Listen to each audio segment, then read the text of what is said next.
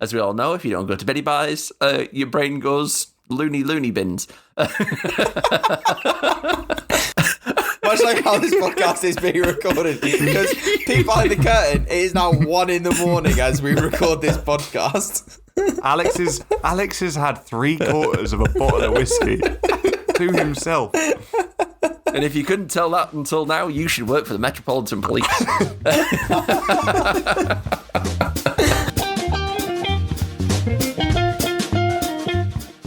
Hello, my name is Alex, I'm 28 years old, and today I'll be auditioning for the role of presenting the 3 Takes of Stupidity podcast.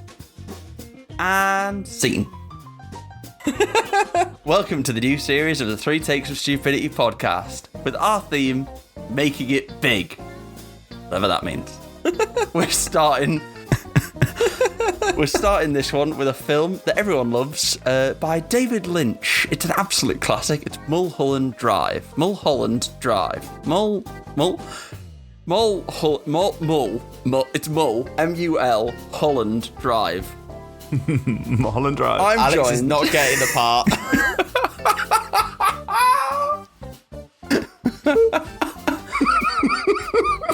I'm joined by Chandler Monk. Hello. James Robbins. Hi. And I'm Alex Clinton. I'm joined by James Robbins. Hi. I'm Chandler Monk. And he's Alex Clinton. Welcome to the most confusing film in the world.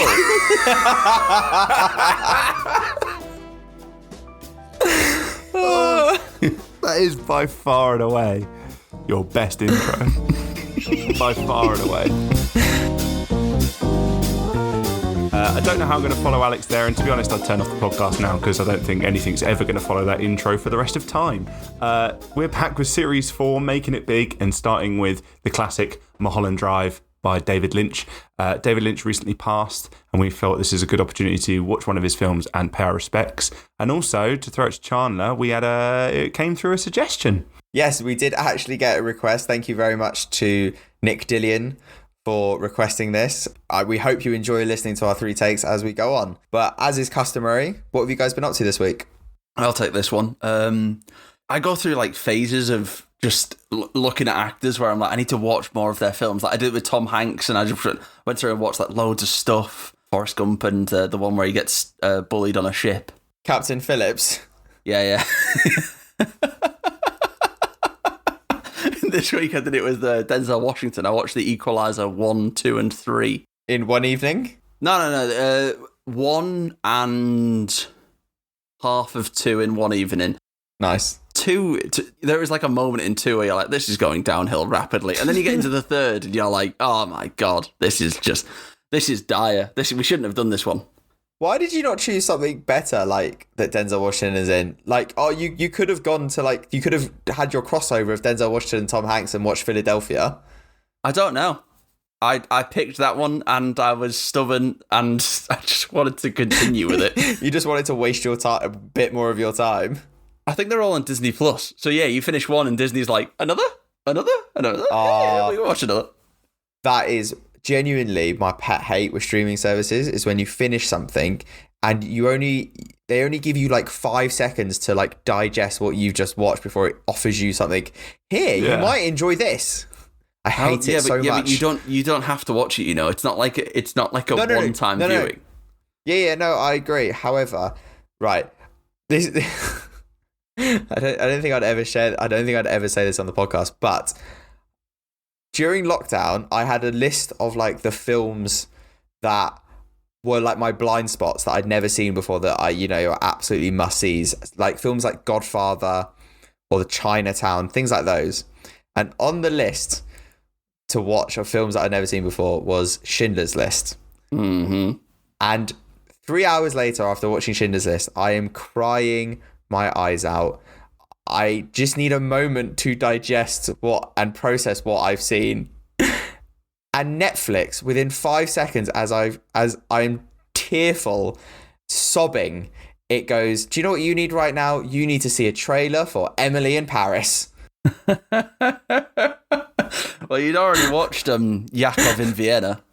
And if you needed something painful to watch, just maybe in a different way, that's a good way to go. Is Emily in Paris painful? How is it painful? I've never seen it. I think it's like one of those shows that's so bad it's good. Like painfully bad it's good. I outright refuse to watch anything of Emily in Paris because of that now. Every time my partner's like, I'm going to watch Emily in Paris, I'm like, well, not while I'm in the room. Outright refuse. You're just protesting. Puts his headphones in for Victory Royale. Turns on Fortnite. James, you been up to anything? I've actually picked up a book, which is rare for me. I am normally not one to read books. I normally read articles or I like a manga. I did read last year a load of volumes of a light novel, which is just books, and I read them on my iPad, so it didn't quite feel like it. And my friends, literally, I saw at the weekend, were like, James, it's okay. You read. That's fine. You can say you read. What book is it? It's called Butter. It's a book about a... Is it spreadable? What the fuck? Sorry. You can... Alex, for the people who won't see this, Alex stood up and applauded. I hope you never see it because I'm wearing my pajamas. Sorry, James. I'm so right. Sorry. That was good. I liked it. I loved it. I've only just started it, but it's a story about I think a reporter who's looking into a serial killer case, and that serial killer also was I think a chef, and they come to really I don't know if they fall for each other. I'm not there yet. Obviously, this is the blurb, but I'm only so many pages in. But I think they maybe fall in love, or they kind of find some common ground on the food side of things. And as far as I'm aware, some people have loved it because it's got very visceral descriptions of food, and other people have really disliked descriptions of food. It does describe a piece of pork very early when I'm reading it as like pink flesh and moist, which is a bit... It basically sounds like food erotica. Nice. Well, it's not, it's a murder story. It's a detective murder story. This is a serial killer. With a side of food erotica. With a bit of food romance. Who are you spending time with that they're criticising your reading habits? The Illiterate Society or something? Oh, no, myself. Oh, you hate yourself for reading? I've always been struggled to pick up books, and I didn't count the light novels where I literally read 20 last year as books because I just didn't feel like it. They just because they're small. I say small, they're still like decent sized books. But I don't know why. I just didn't count it because I read it on my iPad, and normally I read comics. But like, yeah, I read. When you say light novels, do you mean like under 100 pages? So like novellas? Maybe. I think they're more than 100 pages though, to be honest. What are you looking for your copy of The Hungry Caterpillar? Oh, fucking hell, what a book that is. Someone make an incredible feature-length movie of that and we'll review it 18 times. That'll be incredible. I really thought Chandler would have laughed at that, but he held it in. Sorry I didn't stand up and applaud. So there were 300 pages a piece. Yeah, they're not mini. Pretty long. Those are books, man. Those aren't mini novels. What are you thinking? Like, are you thinking like fantasy novels where they're like 700 pages long? I think it's because it wasn't a physical book that I just didn't count them. Whereas I'm absolutely abysmal at reading physical books. And I think it stems back from like primary school when they'd force you to read a certain quota and you'd have to like write about it in your reading book. And I hated that. Your way of rebelling was to not read. James, I will not read. I will not read, Miss Smith. So yeah, I'm proud of myself for picking up a book. But anyways, Chandler, what about yourself? Honestly, I've not had time to watch that much. Me and my partner we're near the end of our Malcolm in the Middle rewatch, finally. We got like, I think 15 episodes left. It's so good. But I started watching the new season of Severance on Apple TV. That's really good. It's annoying because I watched the first episode of the second season, and because I've not done a rewatch of the first season, I was sat there going, I have no idea what the fuck's going on. And I find that with most TV shows now. Like, I watch a new season or something, I'm like, I can't remember what's going on. So it puts you off a little bit. But it is still good, and it does fill in the gaps a little. So I'm looking forward to when the rest of the season comes out. When you finish with Malcolm in the Middle, you should really watch the sequel, Breaking Bad. Really good. Yes. Malcolm's dad goes a bit off the rails with his new family, but he gets it back on track in those ludicrous japes he gets up to. Say my name, Malcolm.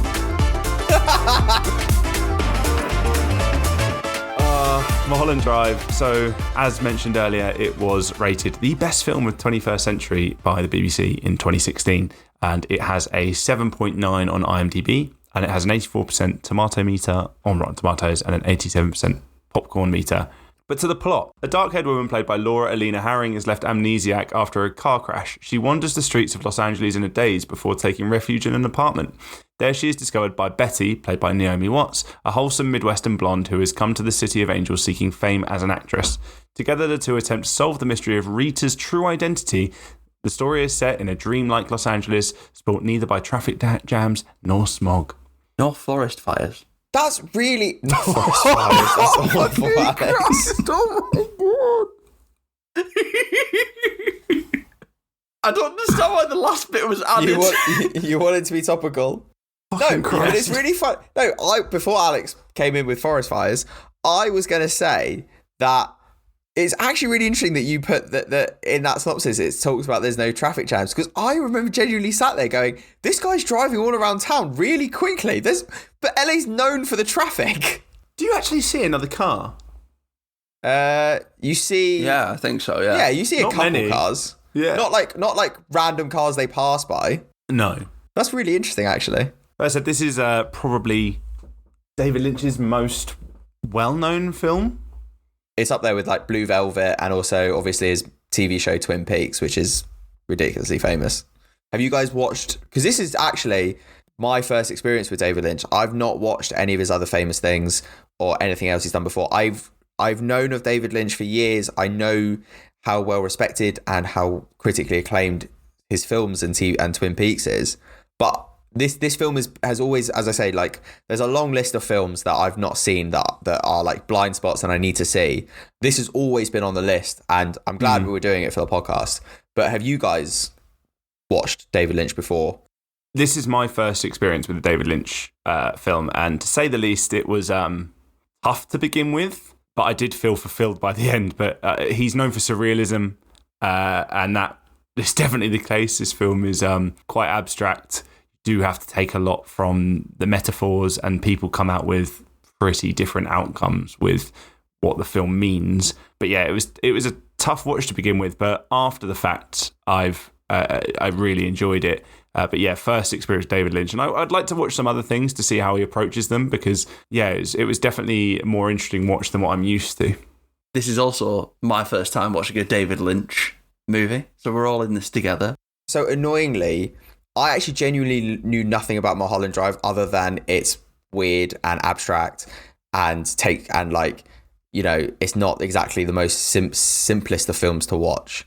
However, I'm actually annoyed in the way that I sort of, as I do with all the films that we do for this podcast, I'm sort of making notes, researching as I go along, and I'm sort of frustrated at doing that. This film, I should have watched twice for this podcast. I should have watched it once, just watching the film and just being engrossed in the film. And then the second time, I should have watched it again while researching. I'm annoyed at myself for doing that, but, you know, you live, you learn. Because I feel like some of the things, because I was sort of trying to research and I think you guys do the same as me of like, oh, who's that? I wonder where he's from, because I slightly recognize him somewhere. As I'm scrolling through like the cast list on IMDb, some things are told to you by that, and it's like, shit. And it's like, to me, I was like, shit, I've sort of half spoiled something in this while I'm watching, which frustrated me. But yeah, it's a very abstract film, just like, you know, just as we in our previous series, The Boy and the Heron, where, you know, not everything is as simple as it's first brought to you. This film does seem to take that up to 11, though. Yeah. For sure. I completely agree with you that watching this twice would have been the best way to do it. Watching it the one time, I did enjoy it, but like it was, yeah, watching it once, I did enjoy it, but I found myself searching for answers. And I think I found myself boiling it down to the simplest story, of which some people take it as, but following on, and I think this is where you get the benefit of watching it twice, is through research and reading reviews, reading takes on it. If you search Mulholland Drive Explained, you're going to find 20,000 different movies. It is quite fascinating, and I found myself enjoying it more when I learned a lot about the references and how the metaphors were constructed. Because to be honest, I found one review, which I think Alex might touch on as well, where someone just called David Lynch a narcissist who's just making weirdness for weirdness sake. However, watching that for the first time, can absolutely agree with that. But then from doing some research and learning a bit more about where the metaphors come from, it's kind of blew my mind a little bit. And a lot makes more sense after that. Should you have to watch a film multiple times to understand it, or should you have to go and read reviews and things afterwards to understand it? I mean, that's up to you. You don't have to understand the film to enjoy it, is what one of my friends said when I asked for their opinion. But yeah, it for anyone going into this movie, it is quite tough to begin with. Yeah, I'd agree with, like, you don't have to understand something to enjoy it. I enjoy the stars. I don't really understand how far away they are or what they're made of, but I quite like looking at them. But I agree with the idea that you have to watch it twice, because I did a little bit of research before it, in that I looked at who David Lynch was, and I made it worse. I should have rewatched it 3 times after doing that, because then I obviously read everything where it's like, he puts lots of subliminal messaging in his films, and he's a surrealist, and things aren't always what they seem, and then spent the entire movie going, okay, so she's doing that, but is she really doing that? What happens if she's not doing that, and then she's actually doing this? What happens if she's a him, and he's actually done this? And I overtangled the tangled mess. Yeah. But we should start talking about the actual film, like what happens in the film. The film opens with a scene of not the main character, as far as we know, but as far as we're aware. But it opens with a character that we later call Rita. It's not her real name; she is unnamed. She is in a car being taken somewhere, and she's asked to get out. And the guys at the front of the car pull a gun on her. Before the movie moves on. But actually before that, I think it's really important to touch on the opening scene in the movie is actually a dance jazz piece that we actually learn about a bit more later, where we meet the true main character, which is someone called, you don't find out again until very late, but someone called Diane. But at that time we know her as Betty, and Betty is seen to be celebrating at this dance with 2 elderly people by her side who we don't know who they are either. We learn that one of them's called Irene. They could have been, what we're later to find out is that was a jitterbug contest that she won. Could have been the judges, could have been her aunt, could have been her grandma. You don't ever find out. But then it switches gears pretty quickly to the woman in the car. Yeah, the first note I had about that opening bit, I've literally just written down, what the fuck is that opening bit? So it's so strange. Yeah, it is strange. To sort of go into the film with that bit, and you're like, what, why? I liked it though. I thought it was a bit misleading. I really enjoyed the little jazzy number. I was sat there like, but obviously, because I'd done my David Lynch research, I was like, is this trumpet? Is the other notes like a message? Am I dancing to someone's murder? What am I doing here? So actually, before we get to the car scene, straight after the jitterbug dance, it is a scene of someone's bed, someone lying in bed. And a bit more about the film overall. About an hour and a half of this movie or hour and 50 of this 2.5 hour film is in a dream world. It is a dream. Essentially, you can bank on the first part of that film is in a dream. The first scene of the jitterbug is, and then her going to sleep. The jitterbug is what the catalyst is to Betty, this woman who has the new Hollywood dream. And then we see a woman going to sleep, and that is the beginning of her dream, where she is existing in the. So David Lynch based her dream on Sunset Boulevard, the movie. This is known as his favorite film, and it's basically this idealistic view of Hollywood of what we all knew it to be, and that is what happened. That is her going to sleep and having that dream. Just this, 7 minutes of us talking about the beginning of the film. Again, I feel like it's the same as we said about The Boy and the Heron. Should be on acid to watch this film. I don't think you should be. I think you should be I think you should be very sober, preferably a week. Yeah, very sober, very hyper aware of your own reality.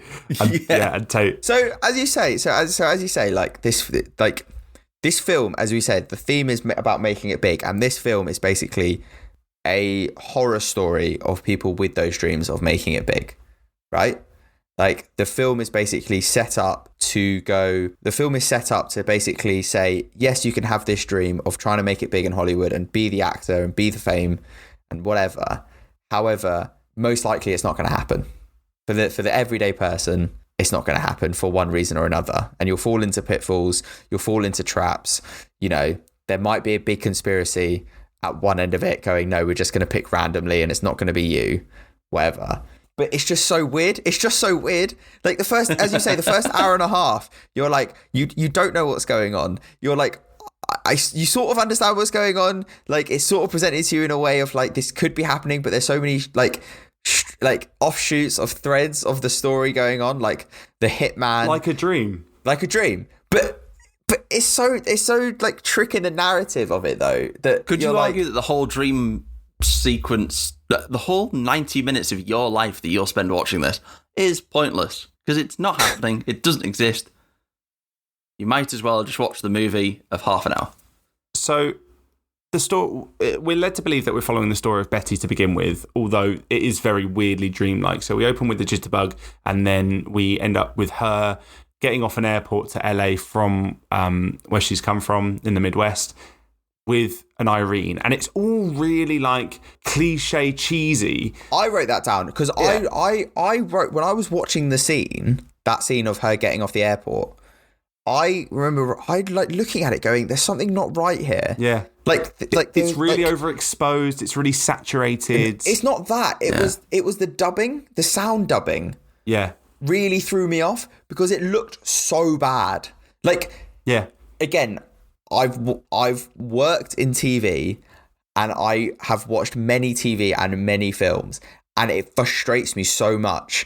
Like, people have no idea how long it takes TV to like make sure that sound and pictures line up and match, and how agonizing it is when they don't. So watching that scene, I was like, there's something not right here. So I think that's exactly how you're meant to feel, because I did note down that the audio throughout the entire movie is very up and down and very in your face and not in your face, and depending on the eerie music in the backing or not. I found footsteps really odd. Like, if you notice, sometimes footsteps are fine. Sometimes they don't match up at points.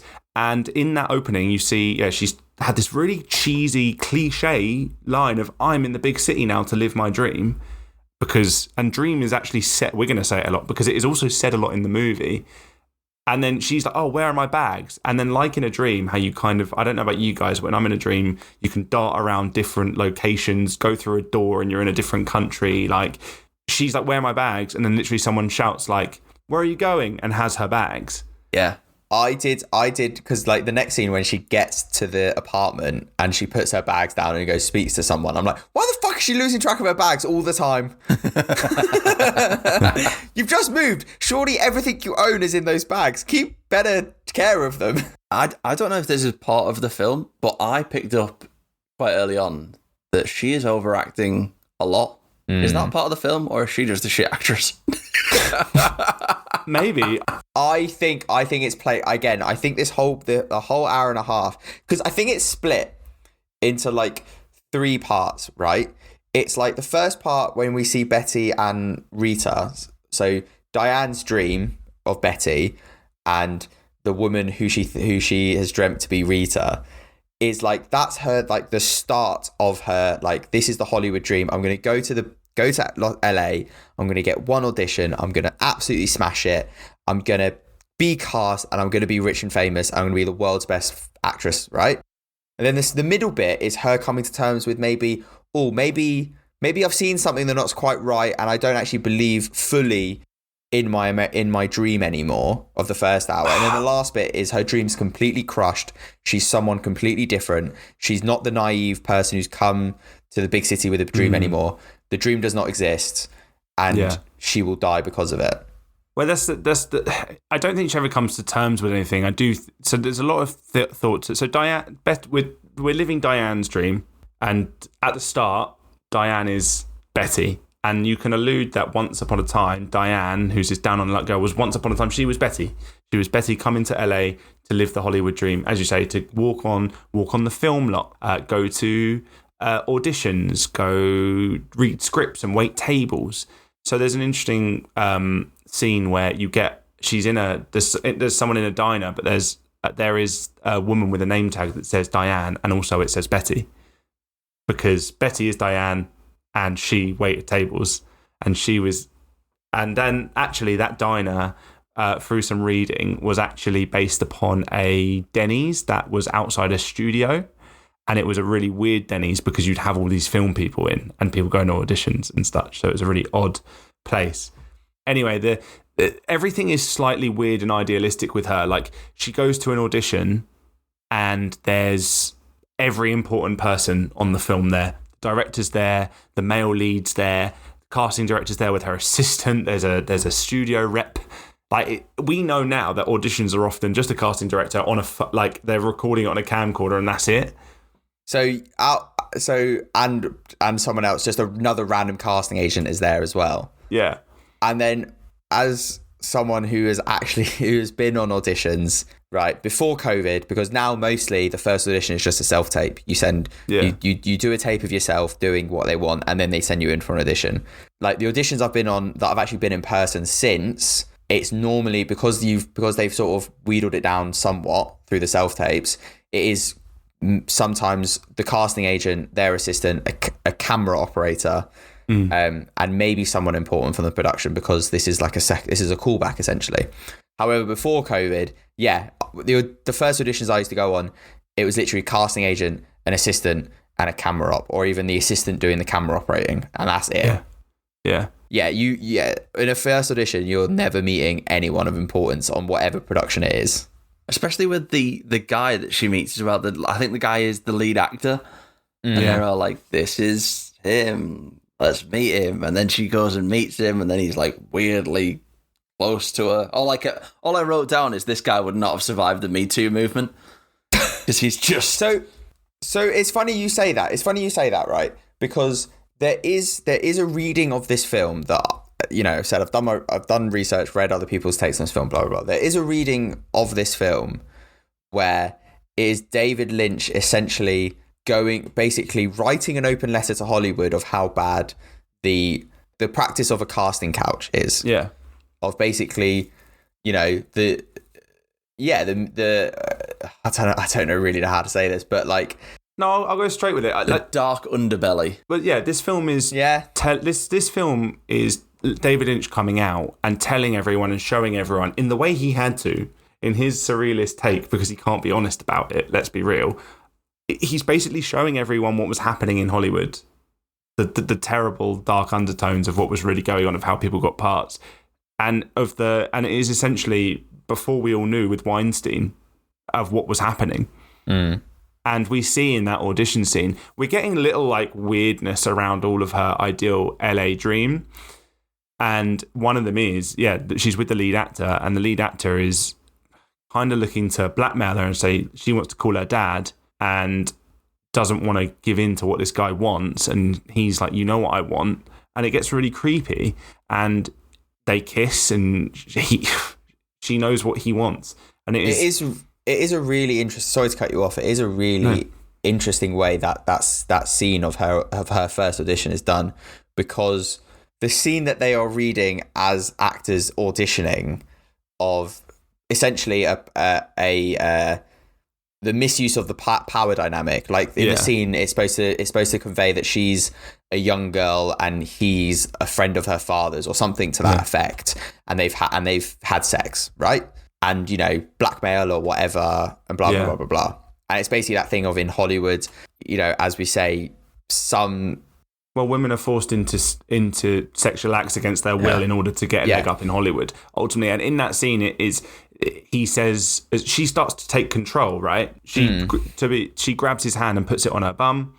She pulls him in. She starts like taking control of the situation in a way. And he says, what would your dad think of you? Yeah. And it's again that taking advantage and putting the blame on the woman in this situation via the power dynamic. And victim blaming her and be like, well, if this gets out, what is everyone going to think of you? Because you've partaken in the evil of Hollywood. So the only thing when I was reading about this sort of take on the film about how the reason that David Lynch put the sex scenes between the two main characters and the self-love scene in the film is because it's basically trying to allude to Diane's use of the casting couch to basically, she tried to make it big. She ultimately couldn't. Then thought, okay, I'm going to go this other route to try and find stardom, and basically accept the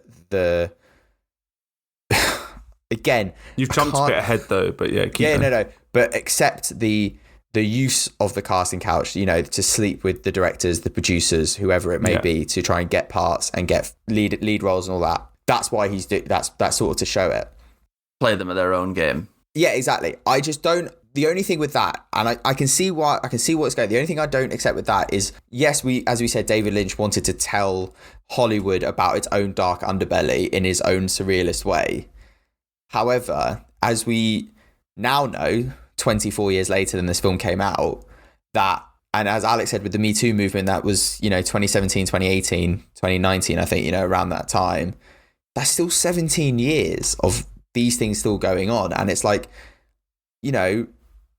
surely if that was the actual main message of this film, then you would hope that some of the more powerful people would have called this out earlier on and not have to have the victims come out. Well, it's funny you said it, because there's the actress that plays the mum in June, Rebecca Ferguson, had an interview last year, and she joked, basically about back in the Lion Studios days. It's just saying that she was around when people had to do heinous acts to get a leg up in film, and it's been going on from time immemorial. And be honest, it's probably still happening. Yeah, probably. Allegedly. Yeah. To protect the podcast, don't us. I want to track us back to early in the film, because we did mention Rita, who is the amnesiac. And if it's not been clear, this movie is about Diane, and Betty is Diane. Rita is a spitting image of someone we find out later on in the movie, when we've come out the dream sequence, is supposedly Camilla. Now, Rita has no memory, and she actually takes her name because she snuck into Betty's aunt's house where she's staying. And again, kind of with the Hollywood dream, Rita leads Betty into kind of living the Hollywood adventure. Suddenly it becomes a detective story, because they're trying to find out who she is and what happened to her. So she was involved in a car accident at the start of the film. She was the only survivor, where I think 6 people died. And there are 2 police officers after her, or to finding her, but they don't seem to really care about solving this mystery. That has ultimately been alluded to. Hollywood had no interest in undercovering its dark underbelly. That metaphor, if you believe that. But so they go on a little mission to try and find who Rita is. But Betty also doesn't know that that's not her name. She got it off a film poster in her aunt's house. Yeah, Rita Hayworth, who is a very famous actress of like the golden age of cinema. That whole scene, though, where she finds her in her aunt's house, was the first time I was like, so we're definitely in the dream now. Is it? Because there's the whole, like, the dress is on the floor, and she's like, there's a dress on the floor. Who would leave a dress on the floor? And then she just wanders in to the bathroom. There's clearly someone in the shower that she just doesn't see, and just opens the door, and then he's like, I'm so sorry. What are you doing here? Are you doing the shower? This isn't your house. How do you even get in here? They just close the door. And I'm like, so we're obviously in dreamland now, because no one is ever reacting like this. Like dreams, we are jumping around now like mad, because we've had her Rita, and then she goes for her audition, and then all of a sudden she's basically been taken to the film lot, where I think it's further auditions for the role, where there's someone singing, and they're actually called Camilla. Funnily enough, that is another representation of Camilla. So as we learn in that middle bit is like we see the scenes of Adam, the director, like in this like weird meeting with like producers and Italian mob bosses, like spitting out the coffee, which is so strange of a scene. And the only thing I wrote down for that scene was, yes, Italians really are picky about their coffee. Can I say something as well? No one actually drinks coffee until she wakes up an hour and 50 in, because it's her waking up and the coffee wakes you up. So no one actually, so he spits it out and no one else actually drinks any. Another character refuses it at the diner. Cool. No, so, and this is the scene where we first start, where you sort of, if you're like trying to track the metaphors of like, you know, this is Diane dreaming that the reason she hasn't made it is that there is genuinely a big Hollywood conspiracy of like, you know, certain people pick out girls or men or whoever to be the stars. And it's like, I don't care who else is in the movie. This is your lead actress. And we get the shot of her, Camila Rhodes, blonde woman. And it's like, this is the girl you need to cast as your lead actress. No ifs, no buts, or you won't have your movie. Oh yeah, because they locked eyes, didn't they? They locked eyes on the film lot. Betty and Adam, who's the down on his luck now director. That was meant to be his girl, and she won't believe that anything to do with her skill is why she didn't get the part, essentially. And it's that dream. It's that bit of the scene. So it's that bit of the film where he basically, the director, this big artist, says, "No, it's my movie.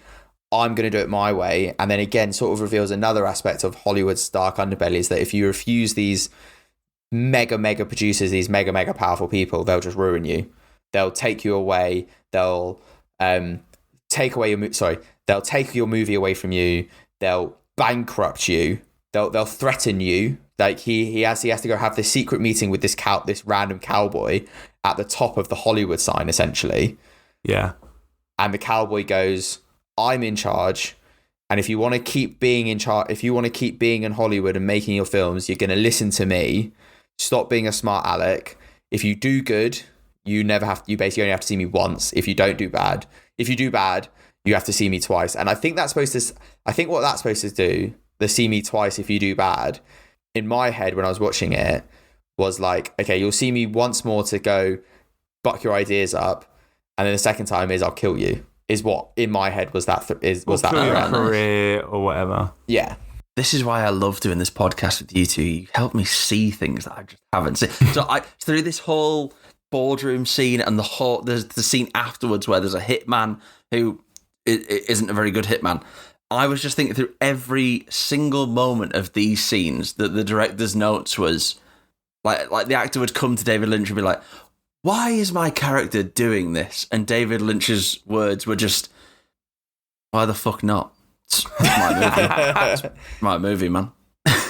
just do what I say." It's so hard to follow. Like you're not like it's hard to understand till the end, and now it has ultimately required some extra help because of the dreamlike of jumping to different people, different locations. It's also worth noting that everyone in the film might be in her dream, might be playing a same role or a different role and framed differently, but they're all real people from her life in real life. So Rita is Camilla, and Adam, the director, is actually a very hot director in real life. Like, you know, he's the young up and coming director. But to understand Adam's story through the dream and to understand someone else's story through the dream, it's quite hard to put together until the end. In actuality, yeah, this like it all feels really random. Like the hitman scene was it's so random. It's just there's just all of a sudden we're following this guy who's shooting people with a silencer in a room, and he's shooting doesn't make any people, sense. and there's a fat woman who screams like R2D2. I have no idea what's going on. Then she grabs her by the neck and she just starts screaming. But there's a thing, I believe, Charlie, you might remember this. The guy he first goes to actually kill, isn't he shot when he's talking about the dodgy side of Hollywood? Yeah, so in my notes, as I was watching the film, because he's telling a story he's basically going on about a story about a car accident. And in my head, he's telling the story of at the time we think this woman, Rita, the brunette, right? And as going back to what we were saying about the casting couch, I think that's what he's trying to allude to, is that like this woman who's been in a car accident, she was a part of the casting couch. She went around town, essentially. Yeah.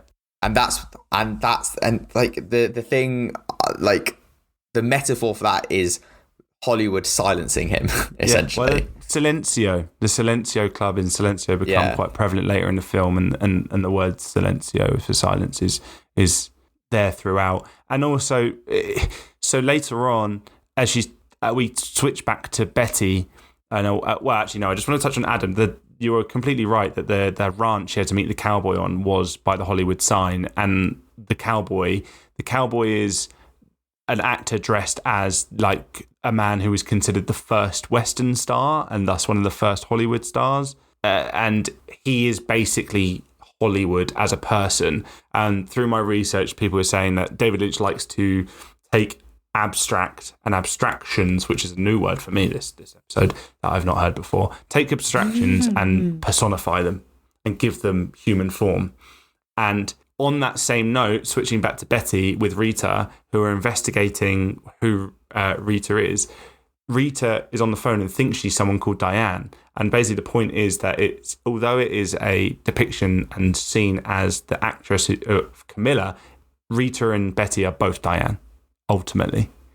And Betty is Diane from the time when she was a happy-go-lucky film star, and then Rita is more slightly the realistic, trying to ignore the bad things of Hollywood with her amnesia, but actually she is also Diane. And we see that when she freaks out, but she gets given the wig and the blonde bob wig that's the same as Betty's and Diane's hairstyle. So two things. I love watching Alex's reactions sometimes in this. Just sits back and just goes, "Oh my God."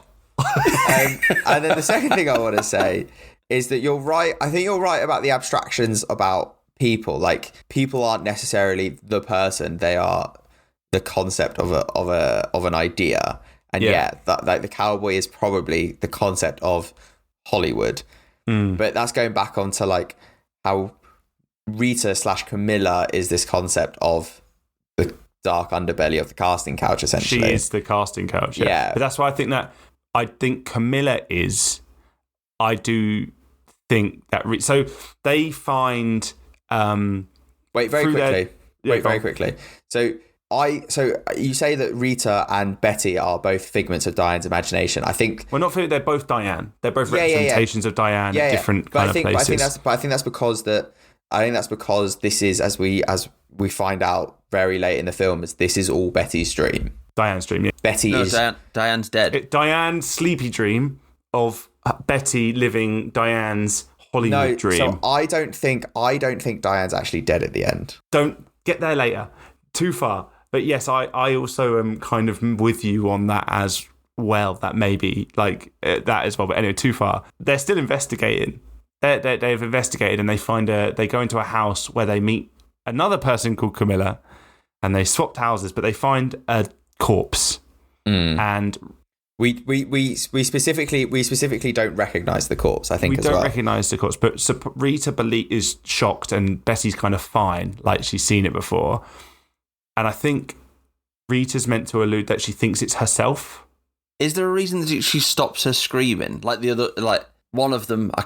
Side note: if anyone is confused listening to this podcast, just remember what I said earlier, where the notes for this film from David Lynch are: if you're confused, it's his fucking film. Go watch something else. Is there a reason that one of them stops the other one screaming? And she's like, no. Shh. It's just a dead woman. Calm down. I think in the film, because at this point you don't know it's a dream, Betty is trying to stop Rita from screaming because it will alert the other residents. Silencio. And then the second thing, once you know it is a dream, I think it's because, Silencio. As James said, Rita is the naive part of Diane, and Betty is the beginning of the dream. So basically, them seeing this death is Rita going, "Oh shit, my naivety may be dead," and that's why it's like, as James said, Rita may considering it herself. And also saying Silencio so many times, I'm just thinking, Silencio, Avada Kedavra. I hate you so much.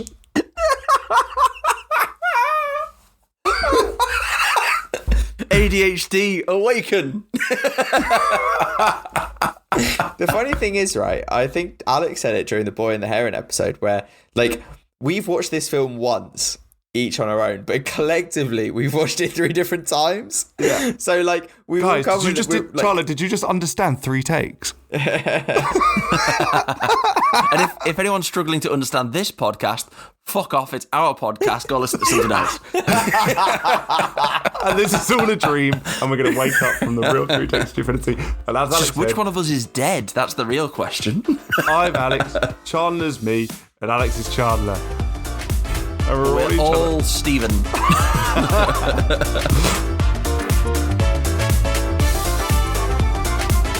Can you educate me on the fucking hobo and the fucking horror? Oh, that bit. That's so weird, that bit. I fucking hate that bit. That's when I switched off from this film. There are definitely a few right at the steps very beginning. early on. I know. That's when I was like, nah, you're just doing whatever the fuck you want, aren't you? You're just being a creepy bastard for the fun of it. Just to jump back in the film a bit, to talk, it's worth touching on one of the most famous scenes in the film, and that is the hobo scene. So in this dream world, we are jumping around different people in Betty's life, and that is whether they are recognizable people in her life or if they are people she's seen once or twice. Because as you know, and I think it's common knowledge nowadays, that anyone you see in a dream is a face you've seen in real life. Is it? Yeah. That's genuinely frightening. But anyway, Your brain has not got the power to make a new face. I'm not gonna lie. I'm gonna have a nightmare tonight because of knowing that. So like, Yeah, but you're going to have a nightmare of all the people that you've seen during the day. everyone in your dreams that you've seen, not recognized, you have seen in real life. That's genuinely mental. Carry on, please. So there's these 2 guys who are pretty they're not really relevant to the plot that much, but they're in a diner. And later we know at the end that Diane worked in a diner. There's a person working in the diner that has the name tag of both Betty and Diane, alluding to her in real life, having that classic Hollywood thing. I'm working in a diner waiting tables while I write scripts and audition. Anyway, that's where those guys are from. She has seen them in the diner when working or eating or whatever. Anyway, they're having a conversation, and one of the guys is saying, I've been having terrible dreams of this diner, of you over by the counter, and around the back of the diner there's a darkness. Behind the diner, behind the curtain, there is a darkness. And then they walk outside, and there's very eerie music, and all the lighting of the diner's very bright. But then we get to this wall, and I laughed, and I think it's because I wasn't 100% paying attention, because another one of my friends said this scene terrified the life out of me. But I laughed, and I'm terrible at horror, so it's just because I wasn't paying attention. This face just pops around the corner that's of like a homeless person with terrible hair. They almost look like they've been burnt. Like their skin is like soot, covered in soot from like a coal fire or something. And their face just perfectly just pops out the corner. But it's not really a jump scare. It's like a drift into frame scare. It's like a... yeah, it was so slow. It's so I think with this, okay, I as Alex said, like you say, he switched off because of this film. This is the scene. Like I was gonna say before, and like Alex saying David Lynch being weird for weirdness sake, right? I also think that this film, like other films, at some point when they include stuff that does not need to be included, that just sort of eggs on the running time, right? Yes. I know exactly what you mean. But it's to make it more of a dream, right? No. You could have cut 20 minutes or so from this film of just fucking rambling. So just as an example, have either of you seen Killers of the Flower Moon? No. The Martin Scorsese film that came out a couple years ago. Anyway, right, that film, 3 hours long, and I went to go see it in the cinema with my mate, and genuinely, scenes go on for needless shots, and you're like, yeah, it looks cool, but like, just needless stuff that is just in that film. You can easily cut half an hour of that film, because there is something to be said about films indulging itself and directors indulging themselves. But again, the medium of cinema is to tell maybe a surface level story with loads of things underneath, like this film, but it still has to do it in an engaging way to keep you engaged throughout the whole 2.5 hours. And so it's scenes like this that you're like, what the fuck is going on? That don't actually add anything to the film to keep you engrossed. Because again, through research and talking about this film, I think what this scene is supposed to tell you is that the guy who's talking about his dream, he's supposed to be saying something about his Hollywood dream, and then the hobo is the dark underbelly of Hollywood. It's scaring him, giving him the heart attack to kill him, is that him finding out all this stuff about Hollywood and how shitty the town actually is has killed his dream. I think that's what the scene is trying to tell you. The hobo is or the bum, as they've been called, or whatever, is also some people consider to be a representation of Diane at pure rock bottom as well. As a simple, she could be a fucking homeless bum at the end. Why is Diane here? What's Diane doing here? I don't agree with that at all, to be honest. And later on in the film, a blue box becomes very prevalent, and the bum is pictured with the blue box. Yeah, makes absolutely no sense. Absolutely. But you two have probably figured out that the blue box is actually things that all like the terrible producers would put all of the bad memories in or something. Because I was looking at the blue box going, what the fuck is the blue box doing here? And then someone pulls out a key. So when we first see the blue box, remind me where it comes from. Very quickly, before we get onto the blue box, right? The next two scenes we haven't touched on. Yes, so we see the dead body. So going back, they've gone into the apartment. They see the dead body. They go back to their house. Rita decides to change her hair. Makes no sense. Why? I've seen a dead body. I need a new haircut. Fine. I said she went full Britney. Full Britney. She starts cutting her hair. Right. And then she has to wear a wig. And then she puts a wig on, become blonde. And then we have the first lesbian scene, right? Hold up, before you go first lesbian scene, that wig is basically the same haircut as Betty. And it is, again, that allusion to where you think, okay, Rita is also Diane and Betty is Diane. It was at this point in the film where I went, one of them's not real. Like, you know when you watch you know when you watch like The Sixth Sense and you're like, ooh, at the end you're like, oh my god, he's not real. It's like this point in the film where I'm like, okay, one of them is not real. But anyway, so as I was saying, they have their intimate evening. They have their intimate scene, yeah. And again, as I said to you guys before we started recording, I genuinely think at one point David Lynch just wanted to make a softcore lesbian porn film, but okay. And then just built out a story around it. He's Tarantino with an agenda. And then you two kiss. Why are we kissing again? Let me just check. Yeah, David Lynch is the director of this film, and you're just an actress, so get to kissing. So there's a couple there's a couple takes on this film. Wait. I just want to get us to the blue box, right? So then halfway in the middle of the night, Rita has her eyes open, starts screaming in Spanish. You're like, what the fuck? And she's Italian, isn't it?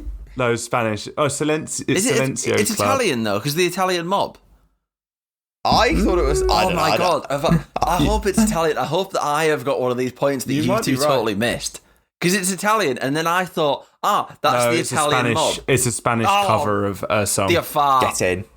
That would have been good, and I think our boy David Lynch missed a trick there, Alex. I think it should have. And then we get to the scene. So she's like, we need to go to this Club Silencio. And this scene, the presenter is basically trying to allude, like, you're not actually seeing me speak right now. This is all a recording. And I think that is to try to touch on the, like, how Hollywood fools you in what it presents to you as, like, the magic of cinema. Right? And I think that's what it's trying to say. It's all an illusion. Yeah, it's all an illusion. What's in front of you of Hollywood is not real. This isn't the real face of it. It's not as glitz and glamour as it is. The only thing I could write down on this scene was: have you guys ever seen that Rowan Atkinson drum kit bit that he does, like this playing the fake drums through a tape recording? That's what I took from it. But anyway, and then we see the singer like beautifully sing that Spanish version of the song. Amazing. Interesting. Right? So she took note of other movies where people lip sync. And she is lip syncing, but she realizes that a lot of these people do not add a vibrato because they're not actually singing. They're just kind of like mouthing along to the words. She, in every take, legitimately sang the song as intended. So it looks super real, for one. Like, they kind of want to show you the illusion. But you can see her vibrato, you can see her like throat going. And her performance just was absolutely fantastic in performing that song. I did not know that she was lip syncing. I thought it was a real live performance on set, and it wasn't. And I just want to touch on that absolutely incredible performance. And then they start crying, right? And they start crying, and literally she just picks up a blue box. That's the only bit I cannot remember, unless you two can remember. It just appears. This is the thing that like is it because that, you know, they're crying and they realize the dream must come to the end, so the way out of the dream appears out of nowhere? Is that what it's supposed to say? I can remember it was someone on set said, David, the bit with the blue box, and he went, director, David Lynch, you, fucking nobody, so let's just have the blue box in it, yeah? That's how that went. But I think as in the next scene is like they get home. Home. Betty has like a weird, like, almost fit in this scene. Like, it's just like shaking uncontrollably. Yeah, but then that goes away. But because if Betty, this is at the point where basically the Hollywood dream is done. She's fully aware of the dream is done. The only way to make it in Hollywood is to sleep with people and commit heinous acts. And Betty in the dream is the symbol of the idealistic dream Diane had, the idealistic Hollywood dream. And this is it coming to an end. And then, as Chandler was alluding to, they end up back home. Suddenly, by the way, it like the whole dream thing, it's like they go through a door having a conversation, and then the conversation is perfectly continued, but they are miles from where they just were, like a real dream. But then they open the box and Betty like disappears. So does the hat box, by the way. She pulls her bag. The hat box with the money. Yeah, she pulls her bag out of that hat box, and then the hat box disappears from the bed. Like the hat box. So it's, if we think of Betty is the Hollywood dream, and the hat box is something we had earlier, which we believe was money from Rita's crash, but we know that Rita is also Diane, as is Betty, then to me, that with the money going as well, that for me is truly the Hollywood dream is done. That is why Betty is gone. Like, Betty disappears. That the happy-go-lucky, I'm living the Hollywood dream is dead. The money's gone. That's it. She's gone. And that's when Rita really has taken over the role of, I say Betty, but it's where she is the Diane. She is the representation of Diane left. And that is the Diane that is not so... has gone through the casting couch process, has had to get work via heinous acts. Here's where... This is where I don't like this comparison, because... So we've not actually touched on it yet, but we've spoken about the money. She gets her bag out and the money disappears, right? So the reading of the film that says that these actresses have had to go through that process to get their big break in Hollywood. Get to the top. Yeah. I think it alludes to the fact that David Lynch is basically calling them sex workers and prostitutes because of it, because of the money. And I don't like that reading of it to say that the women who unfortunately, you know, in real life had to go through this process, David Lynch is basically calling them prostitutes. No, and I think that's where that reading of the film falls down for me, because I'm like, I don't think the connection. I don't think that connection is valid. To say women who fell into doing those things to get parts, or felt that they needed to because people were abusing their power, and then at the end of it calling them prostitutes, I think that's a terrible thing to say. Truly, that's at the other end of the spectrum, though. If we've gone through this whole thing saying that he's trying to highlight everything that's wrong with Hollywood and everything that these actors have to do to achieve their dream or their fame, the other end of that is then just like abandoning your whole argument and just going with the almost easy route of just saying, oh well, they get the work doing it and they're all just hookers for doing it. They are lesser because they're playing the game. That seems like the other end of the spectrum from what he's been saying this whole film. I think that's the point he's trying to make. Like, they're not so far removed. Like, they are. The whole point is that they're taking money and opportunity for sex, which isn't so far removed from the idea of prostitution. No, but I just don't. Something I watched is talking about how there's like loads of phone boxes. They are always on the phone box. There are loads of phone boxes, like a call girl, and utilising phone boxes. And Rita and Betty are both seen to use phone boxes multiple times and go to phone boxes. And the whole thing overall is to allude to them being call girls, and essentially them being whether they're prostitutes, they were being treated by like prostitutes by the Hollywood elite. But again, casting couches weren't just people going, I'm going to have sex with you so you can give me this part. They were also people going, you have to have sex with me, otherwise you will never make it. Yeah, but that's what was happening. There's two. No. They're two different things. But no, I see what you mean. Like, I realise now that I basically haven't, like, I've ignored the forced act into it. They are being forced to act as prostitutes to get their dream.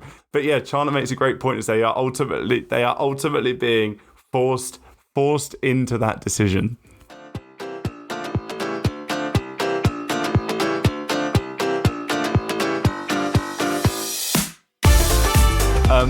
Okay.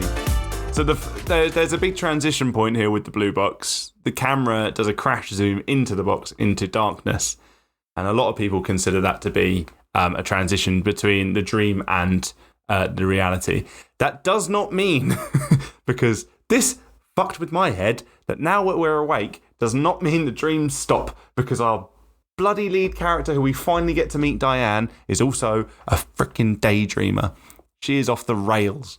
When I was first watching this, and you're awake from the dream, in my head, for some reason, just thought she was a drug addict, the main character. That's why her, like, visions of Rita / Camilla, or, like, her jumping around the seat of the apartment is happening because she's just off her tits on heroin. No, so on that, at the start of the film, when we go from the jitterbug contest to the sleeping, some people have said they hear a noise of, like, smoking, and they say she's smoking like a crack pipe or something. But you don't actually ever see drugs. You're alluding that ultimately she is the struggling actor that's fallen to drugs. And issues. Like, I love that you worded it as some people say, like it's some kind of like ghost story. That's exactly what this film is.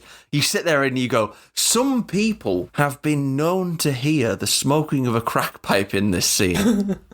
Now, if you have crack pipe ears, you may have heard it. If you have heard it, please tweet James R. Robbins. Not my app.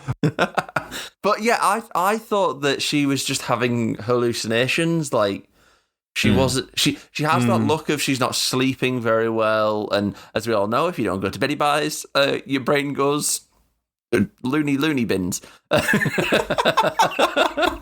Much like how this podcast is being recorded, because peek behind the curtain, it is now 1 a.m. as we record this podcast. That's how Alex has had 3/4 of a bottle of whiskey to himself. And if you couldn't tell that until now, you should work for the Metropolitan Police. But yeah, she wasn't getting any sleep. That's how it looked to me. She's not getting any sleep. She's not getting any until she is getting some. And then she's also having cry wanks on top of it. That's 3 levels of descent into madness. That descent into madness, where she's staring up at the ceiling and giving her self-love, or as we said in the last podcast, she was giving herself a hand shandy. She wasn't fighting her sock monster, because girls can't do that. It's so strange. It is so weird. So yeah, to explain a bit more, we've learned that this is a failed actor called Diane Selwyn, and she was once in a film with someone named Camilla Rhodes, and they had a romantic relationship. Now, Camilla, the same actress playing Rita in The Dream is playing Camilla, even though Rita is also Diane. It's because ultimately they are two people that have lived the Hollywood dream per se, or tried to live the Hollywood dream, and Camilla was successful, we're alluded to, and Diane definitely was not. And ultimately the film then goes on to tell us that Camilla participated in the dark side of Hollywood to get where she was, but she also got Diane some roles herself. And yeah, there is a sex scene here that slowly devolves into Camilla saying she doesn't want to do this anymore. And we learn that it is Diane hallucinating or daydreaming, and she is actually, as Alex so poetically put it, cry wanking on the sofa. It's so strange. But here's the thing, right? But she's crying at the same time, and it's quite actually a horrific scene. So as we like go forward in the scene, because I think you need to explain what happens in the next 20 minutes to sort of come back to this point. Yeah, right? I agree. So we see her giving her self-love while crying. Then the other Camilla, the next door neighbor from number 12, comes to get her stuff, like get a box of her stuff. Wait, to get a box of her stuff and the ashtray. But that wasn't Camilla. That was like someone coming in place of Camilla. But in the dream, she was another Camilla. Okay, fine. I assumed her name in the. It's like that's fucking right. I'll be honest. Blame you. I'll be honest. I assumed her name was Camilla in the real world as well. So that wasn't Camilla, no. But to be fair, it's never said that it's not, so it could be. But she's not. Camilla is the person that played Rita. No. Camilla Rhodes is agreed. However, the name Camilla. That character could still be called Camilla. Yeah, fine, but like in the real world, it's not the Camilla we need now. Yeah, like, fine. But no. The reason you'll see why this. You'll see Rhodes, yeah. You'll see why this comes apparent in a minute, right? Where I'm going with this thought. So then she gets woken up by the phone call from Rita/Camilla saying you need to come to the party, and then you have the scene that emulates the first scene all the way back at the beginning of the film. Her being driven through Mulholland Drive with the two drivers. They stop at the exact same point. They have the exact same dialogue. And then Camilla leads her up the shortcut up to the house. A shortcut to Hollywood stardom. To be at this party, right? And then her and real life Adam are basically announcing their engagement while Diane recounts the story of how they became friends and know each other. So there's two things to this, right? You can look at this part of the shortcut as you're right, the shortcut to Hollywood stardom, doing these things to hire up people so they give you parts, blah, blah, blah, blah, blah. Or you can look at it as the way of jealousy. But they're both jealousy because Camilla's done it and gotten more stars. Diane's done it, but not going anywhere near stardom. Or the way I first took it was jealousy of just in pure love, right? Yeah. There was they actually had a relationship together in real life, and Camilla broke it off because she knew maybe marrying this director would be better for her career. Therefore, she goes off with him, and that's why she ultimately is jealous. That's how I took it. Yeah. So I think all things are right. Ultimately, that like you're meant to take all of these things, and I do believe that all of those things are correct. In all honesty, and then. During the dream with Betty, and Betty's on the film lot, there are some other auditions with the director of women singing, and one of them is called Camilla. Now, that actress is in the scene at the party, and after the real Camilla Rhodes has announced her engagement with the director, the dream Camilla, that face, remember the faces in real life are in the dream as different people quite often, comes up and kisses the real Camilla. And then she walks up some stairs, and actually you see the cowboy cross her at the bottom of the stairs. She's on her way to the top because she's crossed the cowboy, the Hollywood success. She's made her way to the top.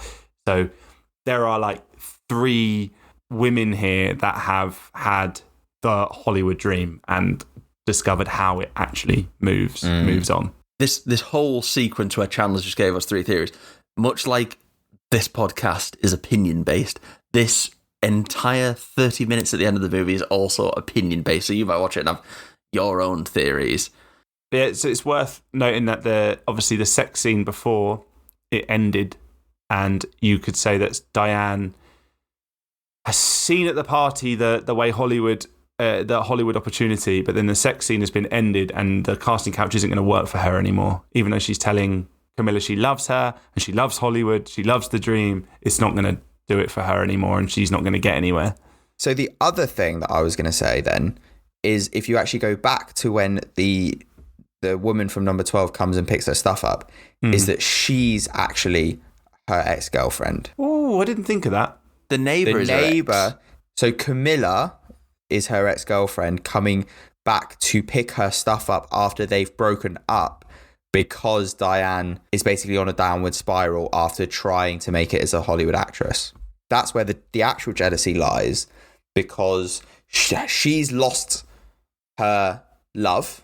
Yeah. The love she had with the woman next door, the woman in number 12. And then she goes to this party and sees someone else fall in love. And then that's the other jealousy, that someone who's done the same things as her has found stardom. She hasn't. She's lost her actual love because of it. Therefore, that's again another thing of my dream is fucked. I'm jealous of you. This is why. And then in the next scene, we find out that she's the one who puts the kill out on Camilla Rhodes. Yeah. So this is where how I took the scene of someone coming over to collect the stuff. I didn't see it as Camilla. I don't that character was never named. It's just someone. I assumed it was someone collecting things for. What we later learn, maybe Camilla Rhodes, who's dead because Diane put a hit out on Camilla. And in the dream, we saw the hitman that she uses. And in the dream, that hitman is seen to be incompetent. And some say that is a way to be like, oh, she hopes that the hitman was incompetent and didn't actually fulfill the job. And Camilla's going to come back. And the Hollywood dream's going to come back. But it doesn't. It doesn't, because he says, he gives her the key. He says, if I am successful, I will give you this blue key. Yeah. And you see the blue key in the apartment. Yeah, on the desk. The key's on the table. Yeah.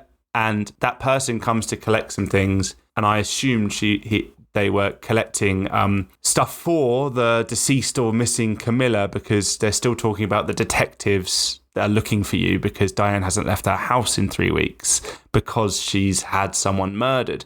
Also, in the dream, the detectives are kind of shit because they're not going to uncover the Hollywood dream. They're not going to uncover the stuff going on behind the scenes in Hollywood. They're not bothered. They're never going to do it. And they also haven't found Diane either. My God. They don't care what's happening to her. And they don't care. Absolute Rubik's Cube. That she's, been a part of the system that's ultimately failed and let her down. Or that they don't care really that she maybe got someone killed. Who knows? And then there's the weird bit of right at the end of the film with the weird tiny old people from the beginning running down to really scare Diane, and then we see a scene of her shooting herself on the bed again. Yeah. I think, as I alluded to at the back, that's another dream, and I don't think you're meant to imply that Diane has actually killed herself. What I think you're meant to imply is Diane has completely killed the person that she was before she came to Hollywood. She has killed off the naive part. She knows that she'll never make it as a Hollywood actress. She knows she's basically just going to be a waitress the rest of her life, sort of thing. This film, you're meant to take it in many different ways, and you can have a different viewpoint to someone else. She might be dead.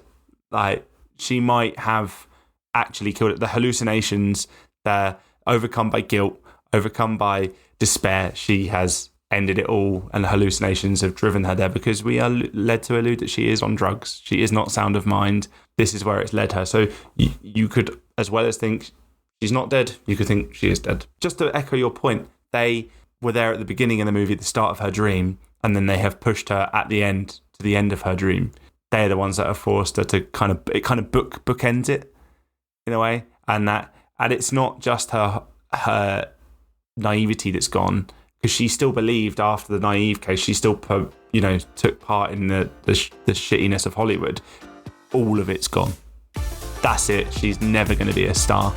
She's never going to make it. She's never going to be Camilla Rhodes. She will never make it big. So that podcast is probably all over the place, just like the film, and it's time for our 3 takes. And I'll go last. This is technically my film for this series, but take that sacrifice for you, Nick Dillian. But Alex, can you take it away? Yeah, I'll take it away with this. I regularly referred to this while I was watching it as wanky cinema, and I think this podcast has proved it, because but in the same way as in the same breath I say that, it's probably because this just isn't my type of film. I like to watch a film. It's not too complicated. The guy marries the girl. The Incredibles become normal superheroes. Valiant gets the girl pigeon. Valiant makes it out. I generally like things to go from A to B. Peek behind the curtain. Alex, when we first started talking about doing this podcast, Alex was adamant he wanted our first podcast to be about Valiant. And we will do Valiant at some point. It's a fantastic film. But anyway, I know that everyone loves it, and it's a classic for people who enjoy being weird and overthinking and look at hobos going through the bin with some sort of weird backstory. Like, I get it. But for me, it's very much it's a Pep Guardiola of films for people who know. It's just overthinking for 2.5 hours about what's going on. You know, like it's just like I would say it takes a good mind to sit through on the first watch and say, I knew exactly what that was. I knew every message. I knew everything. I've got very well established opinions on all of this film. But it's definitely sure it's not my cup of tea. But we also need people like David Lynch because he adds just an extra level of cinema. It's not for me. That's okay. David Lynch probably wouldn't have enjoyed Valiant. Maybe he did. But I think my main takeaway from this is that I don't want to go down Mulholland Drive on any day ever. So leading on from Alex, I would tend to agree with a lot of what Alex has just said. Maybe not the Valiant parts, but Valiant's a fantastic movie. I too sat through this film and went like a lot of it is like overthinking cinema for overthinking sakes, I think. And the phrase that I actually wanted to say throughout this whole film and this whole pod is that I think this film insists upon itself, which basically means like the film is basically trying to upscale its own self-importance throughout the whole 2.5 hours. Wanky cinema. And I think I can understand why people like this film a lot. I enjoyed it with a question mark. Like, I will rewatch this at some point. I think it's different to The Boy and the Heron, because at the end of The Boy and the Heron, I basically said, like, this film, you need to rewatch this film to really understand it. However, I don't think it's worth rewatching. This film, on the other hand, I think you need to rewatch it 2, 3, 4, 5, 6, 7 times to really understand what the hell is going on to any real extent, or have a podcast where you discuss it for 2 hours. But I think this film is worth my time, or worth anyone's time, to actually do that, to actually put the work in and actually rewatch it. I think the sound design is brilliant, the directing is brilliant, like the acting choices in some parts is brilliant, and I think even when you go that's crappy acting, I think it's meant to be crappy acting, and I think it is actually really good. However, I will watch it at some point. I just don't know when that would be. Like, I enjoyed it to an extent. I have a point in my notes that are called general thoughts, and I normally make my take out of whatever I've written in there, and the only line I've written in there, and I think that sums this film up perfectly in 4 words, and it just says, I don't fucking know. So I think this film has shown you at home that we are filthy casuals and not professional critics, because this film for me is art, and art is sometimes complicated. Art is sometimes seems silly, and art sometimes makes you think, why do people care about this? And others find something incredible out of it. And it feels weird to call American Pie a film and this a film. Just like it's like you call what your toddler drew with crayons on the fridge art, as to what Van Gogh did is art.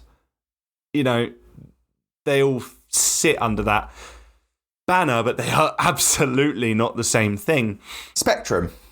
It's an absolute spectrum. And my first take on the film when I watched it was, I was like, okay, how can I found it a hard watch. I paused it quite a few times. I took a couple breaks, and it took me probably about 3-4 hours to watch the film in total. It is a hard watch, especially on first viewing, and I took it as a simple story. I was like, how can I make this understandable to me? And I was like, okay, so pretty much all the film is a dream. This woman has failed at becoming a Hollywood actor, and she's down on her luck, and in that she also is dealing with the grief and stress, and having a pretty stressful dream, I might add, a stress dream from the fact that she may have had her ex-lover murdered. And then afterwards I did a lot of research, and that is an absolute fine take to have. And I think you should, whatever you find from this film isn't necessarily wrong, unless you say it's about Ben 10. I don't know, because it's clearly not about Ben 10. But you know, Ben 10. I don't know why Ben 10 came to mind. Maybe because I'm wearing green. Take what you find from this film. And I think if I watched it a second time and a third time, I would come to very different conclusions. And that's been the beauty of researching this. Honestly, every article I read, breakdown video I watched just left me feeling like an aha moment. Because I then started to think, wow, David Lynch is a genius. And that all makes sense now. And so when it comes to how I actually now view the film as I've done research and read upon it, is that I actually don't necessarily think we ever see the real Diane, ever, in the entire film. I don't think Camilla's a real person. I don't think she had a relationship with Camilla. I think Camilla is another symbol of, as we've talked about, the casting couch, and Camilla is the casting couch, and that relationship with her is what leads her to Hollywood stardom. And also she gets let go by Hollywood, and she gets not going to, you know, and she's not going to be called anymore. And at the end of the film, when she we're led to believe she committed suicide from her hallucinations driving her there once she's awake, because as we say, she's still kind of going through dreamlike sequences when she's awake, whether they're hallucinations or daydreams. I agree with Chandler. I don't think she killed herself. I think the dream is dead.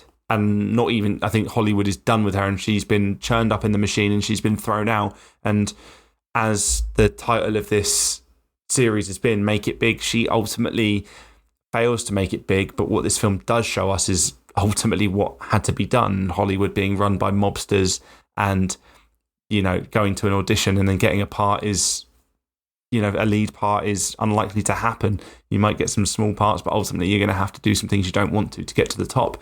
And in real life, it's like David Lynch had to show us in the most abstract, surreal way what really was going on in Hollywood. And when you compound that with events in the last decade with Weinstein and the Me Too movement and what was happening to actors and actresses in Hollywood, kind of makes this film feel even more relevant. And to know he knew and everyone knew that this stuff was going on. And as the film shows you, if you talked about it, you must be silenced, and that's silencio. Welcome to the 3 Takes of Stupidity podcast with me, Alex Clinton. I'm joined by Chandler Monk. That's all we have time for today. We've come to the end, or maybe we didn't even start. Maybe we're back at the start. Maybe you've gone back to the start. Maybe we're all dead. Or maybe it's a dream. Next week, we'll be continuing with the Make It Big theme with the social network. If you've got any suggestions, feel free to deliver them to our Hop page. You'll find a link in the episode notes. It's goodbye from James. Goodbye. It's goodbye from me. Goodbye. And it's goodbye from Chandler. Goodbye. Goodbye. Goodbye. Hello. And it was all a dream. R.I.P. Big Dave Lynch. And that's a wrap.